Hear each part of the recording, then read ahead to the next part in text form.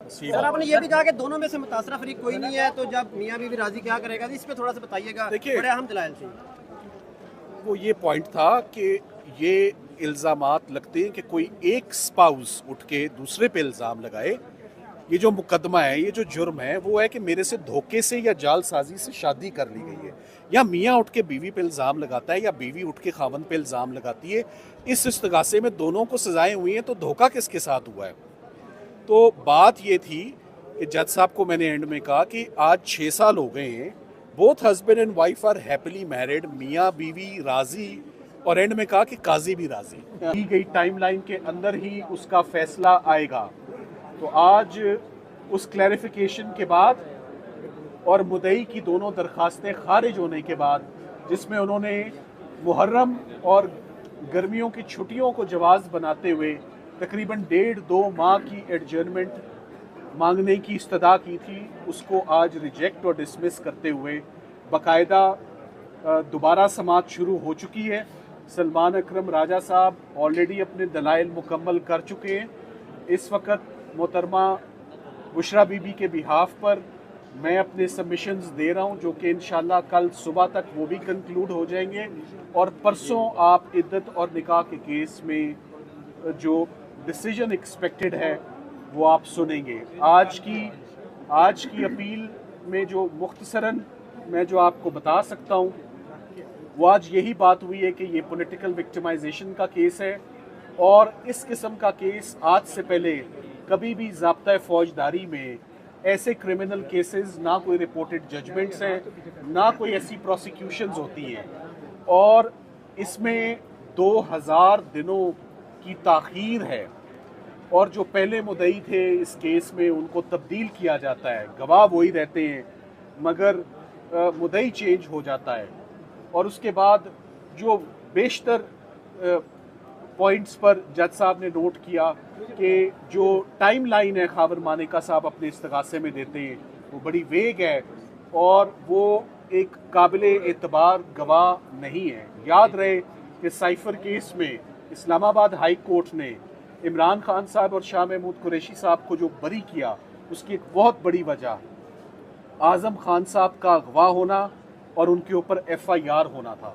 इसी तरह खावर मानेका साहब भी 6 साल के बाद जब उन्होंने ये इस्तगासा दायर किया, उसे चंद रोज़ पहले ही उनके ऊपर क्रिमिनल केसेस हुए, वो अगवा हुए, फिर वो गिरफ्तार हुए, और फिर वो जब सामने मंजर आम पर आए तो उन्होंने इस केस का इस्तगासा करने का बेड़ा उठाया, जिसमें उन्होंने सिर्फ अकेले इस इस्तगासे को साबित करने की कोशिश की है।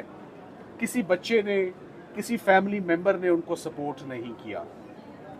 2000 दिनों की ताख़ीर, फैमिली मेंबर्स का ना आना, पहले किसी और शख्स का, एक स्ट्रेंजर का ये इस्तगासा दायर करना, और जो सबसे इम्पोर्टेंट बात है इद्दत और निकाह के केस में, इद्दत और निकाह के केस में सोसाइटी क्या कहती है, सोसाइटी किस हद तक इस एक्टिविटी को या इन एक्शंस को एज क्रिमिनल बिहेवियर रिकग्नाइज करती है? The answer is no. ना कोई ऐसी प्रोसिक्यूशंस होती है, ना कोई ऐसी जजमेंट्स हमारे पास मौजूद हैं। ये मियाँ बीवी का एक मुकद्दस और एक सीक्रेट रिलेशनशिप होता है, जिसमें खातून इज़ द बेस्ट जज। इस तरह की प्रोसिक्यूशंस होना और सज़ाएं होना, जज साहब ने आज बड़ी अच्छी बात की। उन्होंने कहा, सलमान साहब 3:29 के बाद मैं उठ जाऊंगा, मैं आपका एक नुक्ता भी नहीं सुनूंगा। मैंने कहा ये बहुत खूबसूरत बात है। जज साहब ने अडयाला जेल में तो रात 11:15 बजे तक कार्रवाई की, सिर्फ इसी बात पर ये बरी कर दें आप इनको कि आप 3.5 से ऊपर काम करने को तैयार नहीं, तो एक इस्तगासे के केस में जिसकी 7 साल सज़ा होती है, मियाँ बीवी के मामले में जज साहब उठ के जेल चले जाते हैं, जहाँ पर सिर्फ ख़तरनाक लोगों के ट्रायल्स होते हैं, दहशतगर्दों के होते हैं, नैब के होते हैं। वहाँ इद्दत और निकाह का केस जो है वो रात 11-12 बजे तक चलता रहा, 1 तारीख को, 2 तारीख को और 3 तारीखों को। सो 3 तारीखों में केस कंक्लूड हो जाता है। बड़े ऑब्जेक्शनेबल तरीके से ये ट्रायल कंक्लूड होता है। फेयर ट्रायल के तमाम तकाज़ों की धज्जियाँ उड़ाते हुए ये ट्रायल कंक्लूड हुआ। हम बहुत उम्मीद करते हैं कि इंशाल्लाह परसों जैसे बाकी केसेस अपने मंतकी अंजाम तक पहुँचे, ये केस भी इमरान खान साहब और उनकी अहलिया इसमें बाइज्जत बरी होंगे और ये परसों इसका फैसला सलमान साहब ये बताइएगा कि आज अब से कुछ देर पहले यानी कि बात जो है 4:15 बजे खावर मानिका साहब इस केस के ऊपर प्रेस कॉन्फ्रेंस करने जा रहे हैं, तो इसकी क्या अहमियत है कि वो अदालत में पेश होने के बजाय अब मीडिया के सामने मुकदमा लड़ना चाहते हैं? देखिए, ये मीडिया से तो मैं भी बात कर रहा हूँ, मेरा भी राइट है, उनका भी राइट है, वो क्या कहना चाहते हैं आप सुन लीजिएगा कबल इस वक्त मैं उस पर। मगर एक बात तो बहुत क्लियर है, खावर मानिका साहब अदालतों को इंसाफ करने से रोक रही हैं, ये नहीं होना चाहिए। इमरान खान साहब से मेरी मुलाकात नहीं हुई 3-4 दिनों से, भूख हड़ताल की बात मैं सुन रहा हूँ, वो इसलिए नहीं है कि झूठे मुकदमे बन रहे हैं, वो बन के ख़त्म हो चुके हैं। मेन बात ये, अदालतों को उनका किरदार अदा करने दें, अदालतें अपना काम आज़ादाना तरीके से अपने फैसले सुनाएं, उन पे असरअंदाज ना हो, उनको प्रेशराइज ना करें। इन्हीं जज साहब ने हमारी ज़मानत खारिज की थी, आज इंतहाई अदब एहतराम और खुशगवार माहौल में हमने उनको असिस्टेंस दी है और उम्मीद की है कि जब सज़ा हुई थी तो रात थी, आज दिन का उजाला है, शायद आज इंसाफ हो जाए। पिछली समात में काली बिल्ली का तस्करा हुआ था, आज सिगरेट और तंबाकू का तस्करा किया गया।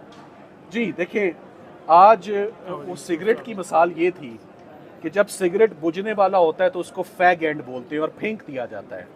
तो इमरान खान साहब और बुशरा इमरान के खिलाफ जितने केसेस हैं वो फैग एंड पे हैं, सब जल के अपनी मौत खुद मर चुके हैं। ये एक आखिरी एंड पे इद्दत और निकाह का केस रह गया है।